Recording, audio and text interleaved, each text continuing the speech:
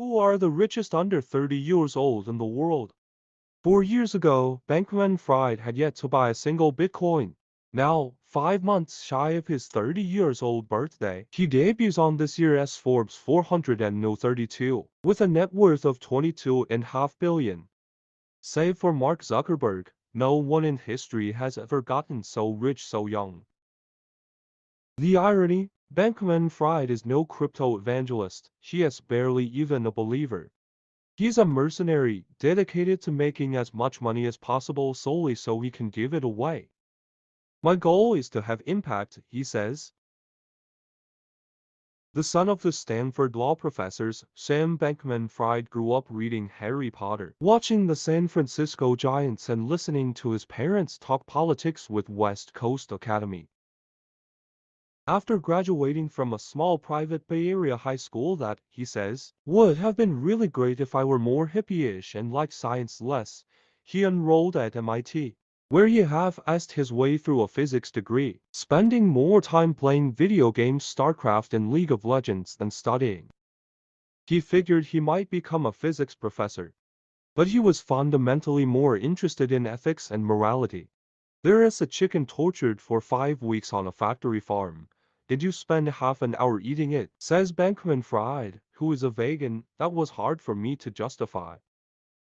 He read deeply in utilitarian philosophy, finding himself especially attracted to effective altruism, a Silicon Valley-esque spin on philanthropy championed by Princeton philosopher Peter Singer, favored by folks like Facebook co-founder Dustin Moskovitz.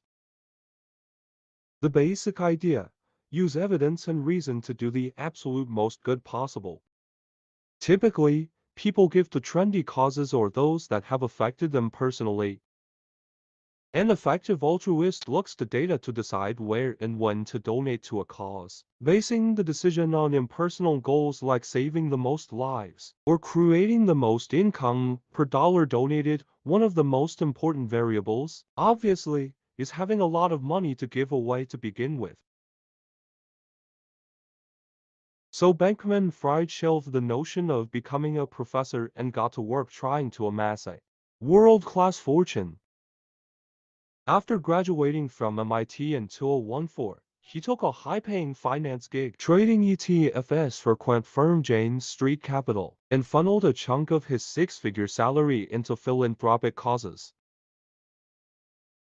He paid little attention to the rough and tumble early days of crypto, when the FBI shut down the Silk Road illicit online marketplace in 2013 for selling all sorts of contraband in exchange for Bitcoin, for example, or one Mt. Gox. Then the world's primary crypto exchange collapsed in 2014, after losing 850,000 Bitcoins, worth about $460 million at the time.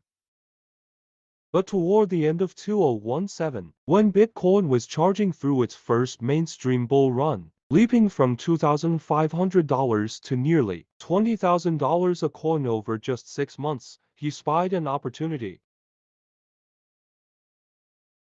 He noticed that the nascent market was not efficient.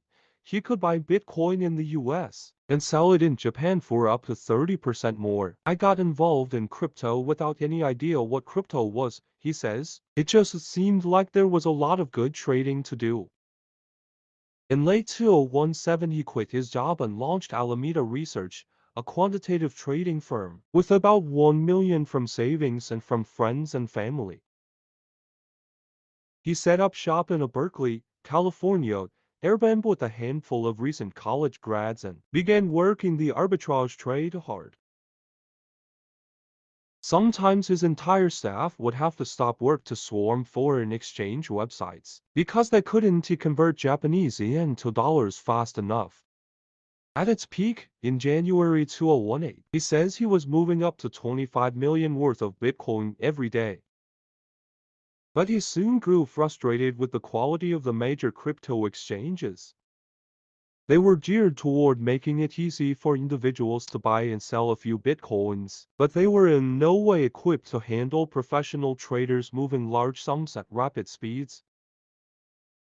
Sensing his moment, he decided to start his own exchange. In 2019, he took some of the profits from Alameda and 8 million, raised from a few smaller VC firms and launched techs.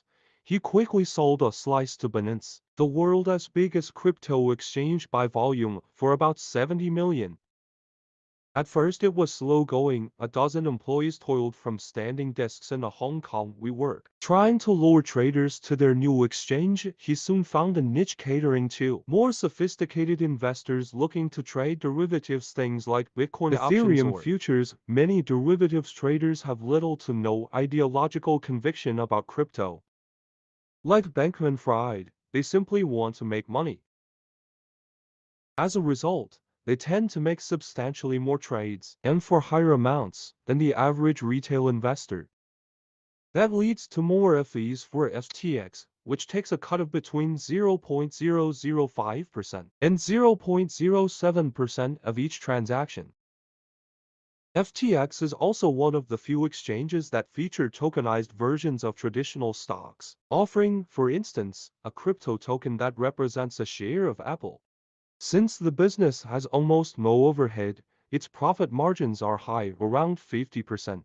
Bankman-Fried didn't have the proper licenses to operate in America's highly regulated derivatives markets, so he based the business in Hong Kong, partly because he had just attended a Bitcoin conference in nearby Macau.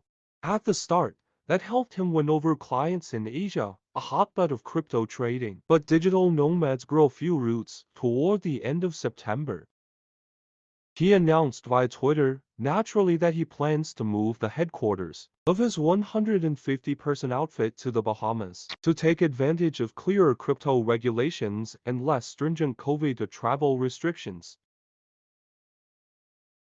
In just 2 years of catering to the more sophisticated trader, FTX has gotten huge.